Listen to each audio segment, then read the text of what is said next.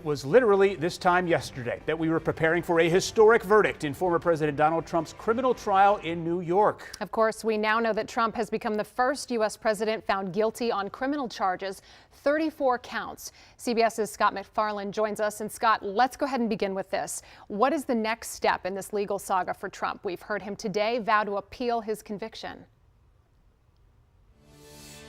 And the sentencing is scheduled for July 11th in New York, which is 4 days before the Republican convention is scheduled. So I wouldn't bet the mortgage that date holds. Donald Trump is going to try to delay it, and he has shown himself adept at moving court proceedings deeper into the calendar.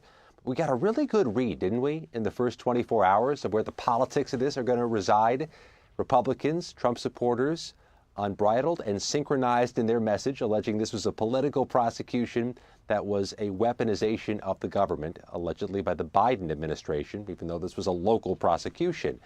Democrats reinforcing their support for the system, saying it shows no one person is above the law. But you can get a read of the parties here. Local Congressman Andy Harris saying this was a travesty of justice. Nobody has moved off their previous position on Donald Trump, despite history and the first ever conviction of a former president. Scott, let's talk about the range of possibilities that the judge has before him when this scheduled sentencing is going to happen on July 11th. So what are the possibilities, and what is the judge likely to take into account in making this decision? We'll get a good read, Adam, when the prosecutors and the defense file their pre-sentencing memorandums, their arguments. What do they want? Are the prosecutors even going to ask for a prison term? Are the defense attorneys even going to ask for probation or something smaller, risk of angering their client? The judge will get to adjudicate a whole range of things, from probation to a fine to the potential of incarceration. But you're hearing the same thing I'm hearing on that front. Not a whole lot of legal analysts predicting a first-time offender, nonviolent, will go to prison. Well, you touched on this, Scott, the sentencing going to happen just days before the start of the Republican National Convention, where Mr. Trump is the presumptive nominee. What are you hearing about any political ramifications of this verdict? Can you walk us through that?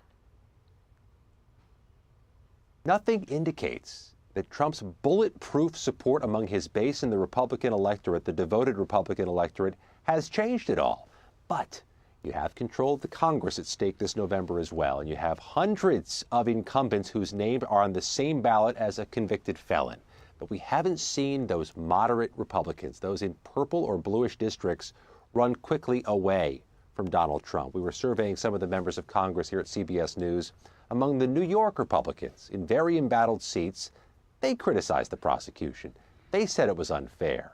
Donald Trump's support stays aligned behind him. The only exception, of course, is Larry Hogan, running to try to win a Senate seat in Maryland, a difficult trick for a Republican, even one with history.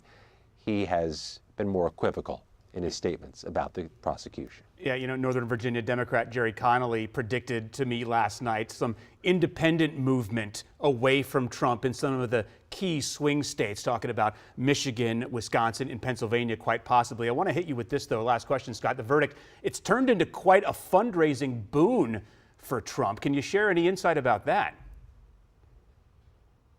His team claims $34 million raised in the first 24 hours for a campaign that is deeply in the hole compared to President Biden. But, Scott, I tell you, Adam, so much of this gets caught up in legal fees. How much of that money gets sponged away for the legal expenses? All right. Scott MacFarlane live for us today. We appreciate your insight as always. Thank you.